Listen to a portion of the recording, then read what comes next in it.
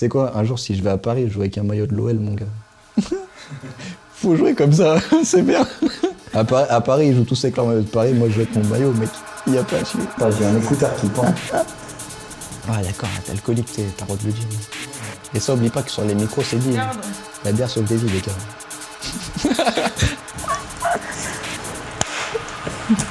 Il m'a niqué mon délire. C'est juste pour toi.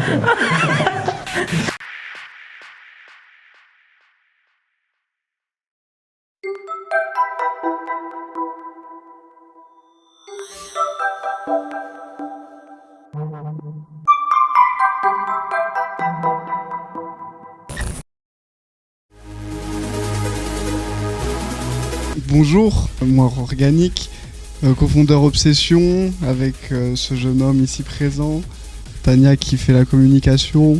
Je fais de la production depuis 5 ans maintenant. J'ai commencé par tout ce qui était son teuf, tout ça. Et actuellement on est dans la techno dure, tout ce qui est techno industriel, tout ça, tout ce qui fait mal. C'est un mec sombre. C'est un mec sombre apparemment. Moi du coup c'est Hippolyte, mon nom de scène c'est Matraque. Du coup je suis cofondateur avec Ryan de Obsession et Tania qui est juste ici qui s'occupe de la communication. Moi c'est Tania, comme vous avez dû le comprendre déjà 2 fois. Je me suis simplement pluguée à ce duo de choc petit à petit quand ils ont commencé à lancer le label parce que quand tu vois comment ils écrivent, ils m'ont fait un peu mal au cœur. Du coup j'ai dit vas-y les gars, je vais vous aider un petit peu. Et puis finalement je fais partie du crew et on bosse très bien ensemble et je suis très contente de faire partie du trio.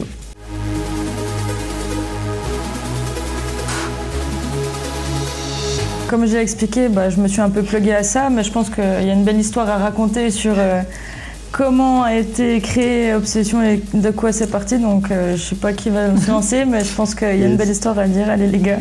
Hippolyte, tu veux parler? Ouais du coup en gros c'est parti d'une soirée à Paris où je me suis retrouvé avec Ryan et Tania en fait sur une soirée où on a été bookés du coup tous les deux avec Ryan. Et en fait du coup le truc drôle c'est qu'en fait moi j'ai rencontré Ryan, il avait une galère avec ses clés pour jouer. Et il m'a demandé de lui dépanner des clés et du coup en fait c'était le premier contact qu'on a eu, c'était comme ça. Et puis après on a bien parlé pendant la soirée et le feeling est grave bien passé. Et on est resté ensemble toute la soirée. Ah ce qui... Et ouais du coup ça s'est grave bien passé et par la suite en fait on est resté en contact. Et puis petit à petit moi je vais expliquer mes projets que j'avais de vouloir faire un label ou enfin de vouloir faire un truc autour de la techno et on en est venu à faire Obsession. C'est planifié un moment où il fallait qu'on se retrouve pour parler justement de ça. Et donc du coup, on a mis en place tout ce qui était la direction artistique qu'on voulait au début, tout ça.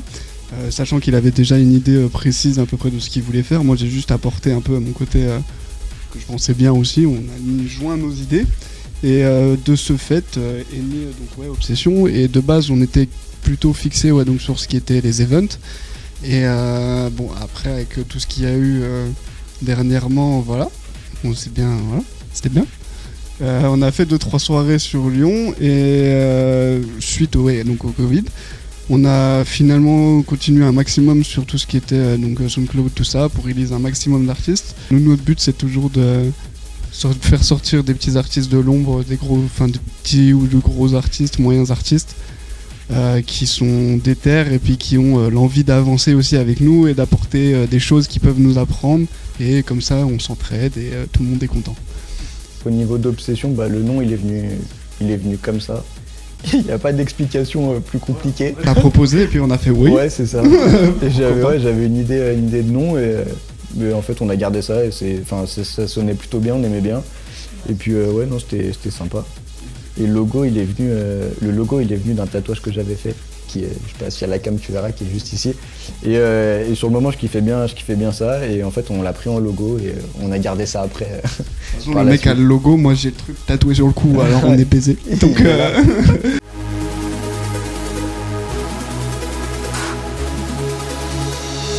En fait ce qu'on a fait au début c'est qu'on n'avait pas vraiment d'idée fixe.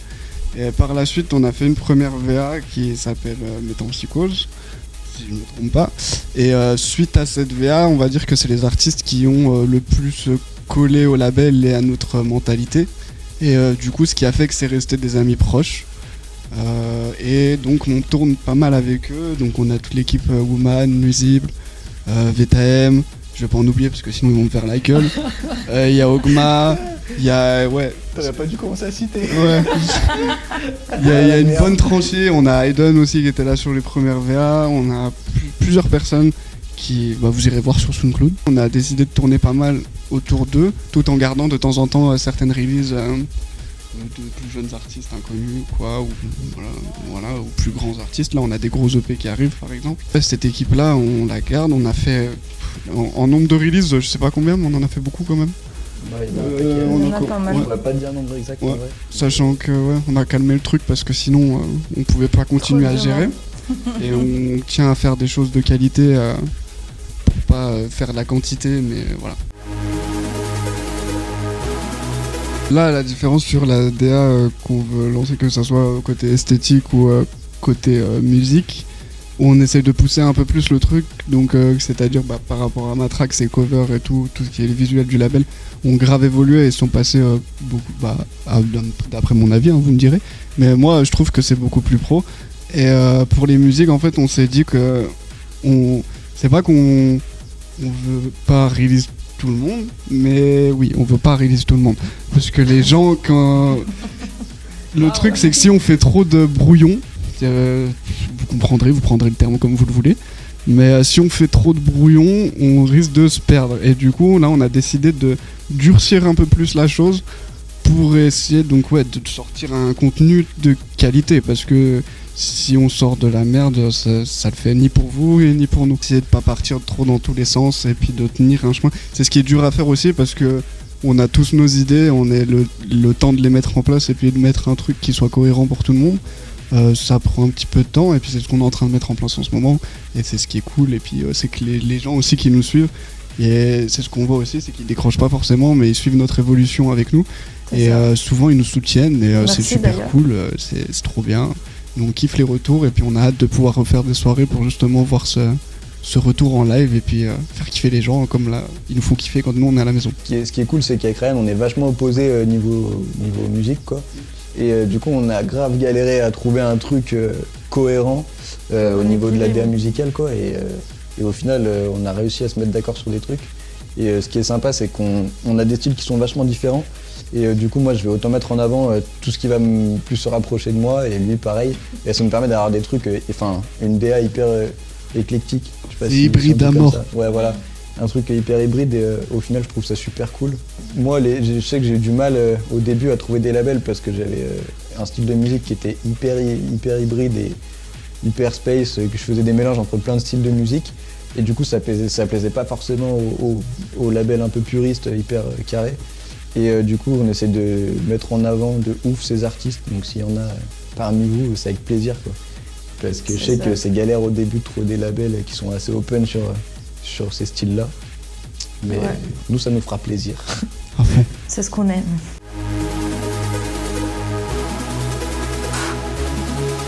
Au niveau de la com, moi je m'occupe de toute la partie, on va dire, design très globalement du label. Donc tous les artworks, les covers, enfin tout ce qui touche aux réseaux sociaux. Et toute la partie description vraiment plus écrite, c'est Tania qui s'en charge, qui s'en charge super bien même. Du coup tous les gens qui nous contactent un peu sur les réseaux ou pour les démos, c'est Tania qui répond, qui fait un petit peu le tri dans tout ça. Et après en fonction de ce que c'est, elle nous dispatche. En fonction de la demande, je redirige vers les personnes concernées. C'est ça. Elle nous redirige un petit peu du coup les podcasts ou les tracks sur moi et Ryan. Tout ce qui est visu. On a testé plusieurs choses, soit on prenait chaque fois des projets différents, soit on avait une base qu'on adaptait en fonction. Donc c'est un peu dépend si on fait juste une track, si c'est un EP, si c'est des free DL. En fait, on a un peu une nouvelle DA qui arrive d'ailleurs pour cette année, donc affaire à suivre. Mais en ce qui concerne les visus, c'est toujours Matrax qui s'en occupe. Moi, je lui dis un peu ce que j'aimerais pour ma com en fonction du visuel qui est prévu de départ. Mais ça part de lui, puis après l'inspi, je pense qu'il prend un peu ce qui vient sur le moment, ou ce que la track lui parle aussi, je pense. Enfin, Tania, en fait, grossièrement, elle me dit un peu techniquement ce qu'il faut comme élément de com sur le visu. les infos principales à mettre dessus. Et en fait, après, moi, du coup, j'essaie de trouver un peu un côté artistique en fonction de la track. Enfin, ça, c'était la façon dont je faisais avant. Et du coup, cette année, on a essayé de reprendre un petit peu le truc plus carré parce que ça partait trop dans tous les sens. Et on avait plus un peu l'identité visuelle qu'on aimerait, enfin, qu'on voulait garder pour que les gens puissent reconnaître, tu vois, directement quand tu vois un visu que c'est nous.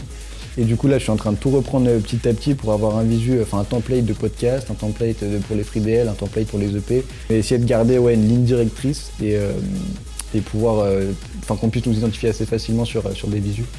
Et puis, et que notre public puisse comprendre en fait, ce style-là, on sait que ça va être les EP, ça serait les FreeDL. Ouais, c'est ça.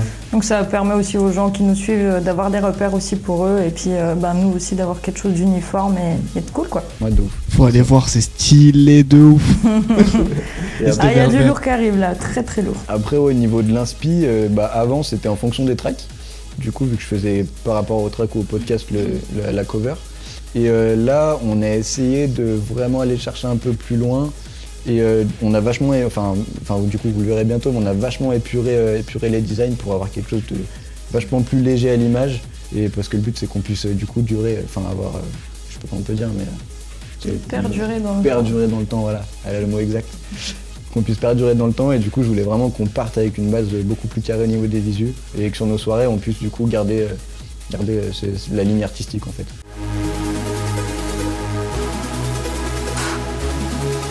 Pour tout ce qui concerne Obsession, on a une partie label, puis il y a une partie en fait événement. Et la partie événement, au départ, était plutôt la priorité avant toute cette situation et cette crise sanitaire. Donc on était plus axé là-dessus. Maintenant, je pense que tout le monde est au courant, j'apprends rien à personne. On est un peu coincé avec ce Covid en termes d'événements. On s'est plus axé forcément tout ce qui concerne les releases. Et honnêtement, on a eu du coup la chance de voir de belles choses se développer, plein d'artistes qu'on ne pensait pas découvrir et qui ont pu émerger grâce à ça. Donc c'est plutôt cool parce que ça reste dans la vision d'Obsession. Et nous, développer ce côté-là, avoir des contacts plus personnels, on va dire, avec les artistes, de pouvoir amener des discussions plus poussées. Après, on a aussi fait par rapport au podcast qu'on a pu faire avec les interviews, donc notre série Obsession Room.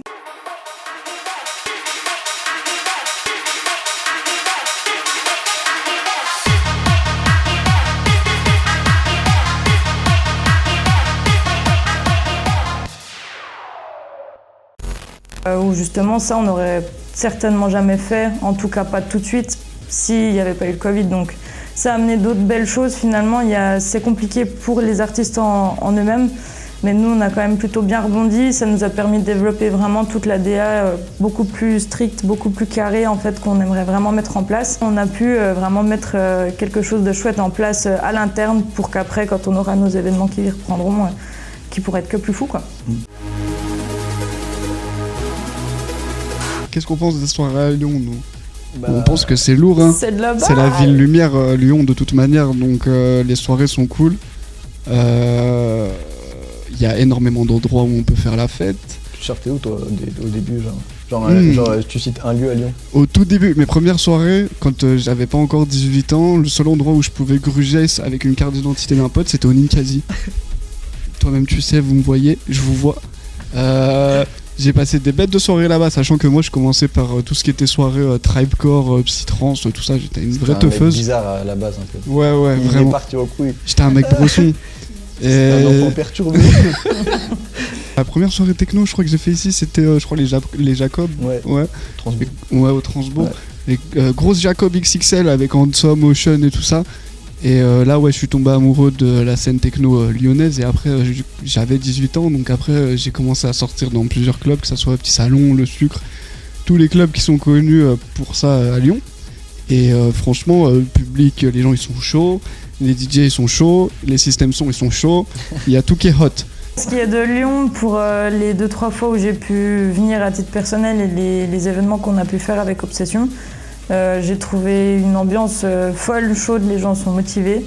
Il y a du monde, ils sont là, ils sont fidèles. Donc en tout cas pour les événements qu'on a fait, on avait chaque fois plus de gens. Donc les gens ont aimé notre projet. Et nous, on a aimé voir cette évolution-là. Donc on se réjouit de pouvoir refaire ça aussi au retour. Mais en ce qui concerne du public, non, il y Les gens sont chauds à Lyon. Ils sont chauds, il n'y a rien à dire là-dessus. Hein. Sur nos soirées du coup à Lyon, le public était vraiment cool. Après moi vu que je suis d'ici, j'avais pas mal de potes qui sont venus et ça a bien fait, bien fait marcher le truc aussi, donc c'était bien cool. Et puis non, sinon en général après on a des beaux clubs. Enfin moi personnellement ça serait le Sucre et le Petit Salon du coup. Et on a une DA sur les deux clubs qui est vachement cool. Il y a un peu de tout pour tout le monde ici, Ouais, c'est ça qui est cool. C'est que s'il y a un lieu que t'aimes pas, il y aura forcément un autre lieu qui te conviendra un peu plus que les autres. Et c'est ça, ouais, c'est ça, c'est vraiment Là, cool. puis, ouais, en vrai, chaque boîte est assez différente. Enfin, ils ont chacune leur identité. Tu sais qu'au Petit Salon, t'as du bon son sur tout ce qui est en ce moment sur la scène française. Et après, t'as le Sucre où c'est un peu plus spé, c'est un peu des artistes un peu plus. Je sais pas comment on pourrait dire ça, mais. Un public un peu plus averti peut-être. Ouais, c'est des artistes plus poussés, plus pointus. Et du coup, ça permet d'avoir plein de soirées différentes.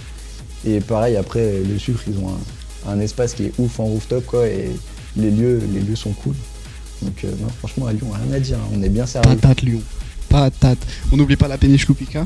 C'est qu'on a fait une soirée, bien sûr. J'allais en parler en plus. Ouais, Tu m'as. Après, le plus important, c'est qu'à Lyon, on est mieux qu'à Paris pour le moment, donc de toute façon. Oh La rivalité. C'est clair. On a peut-être moins de clubs, mais on est bien. On est très très bien. Je m'en fous complètement. J'assume totalement. On veut pas d'embrouille. Mais c'est quand même mieux à Lyon.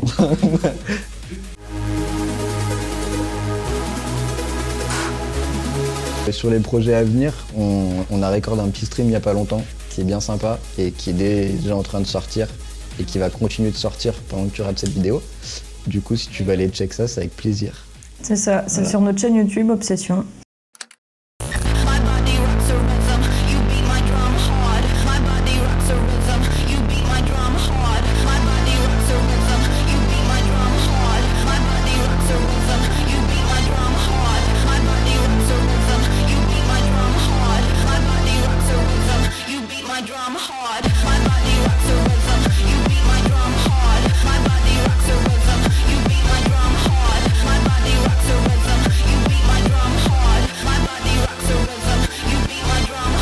Un petit stream de qualité qui fait plaisir, avec des interviews d'artistes. Et en vrai, c'est un peu nos petits artistes d'Obsession.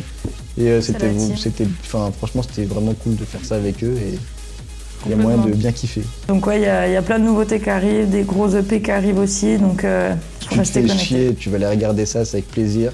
Si t'es en soirée illégale, tu peux aller check ça aussi. Enfin, tu peux aller faire ça sous ta douche, quand tu vas aux toilettes, tout le temps quoi.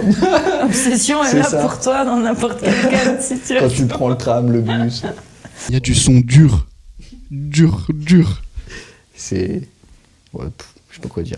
C'est de la balle, voilà.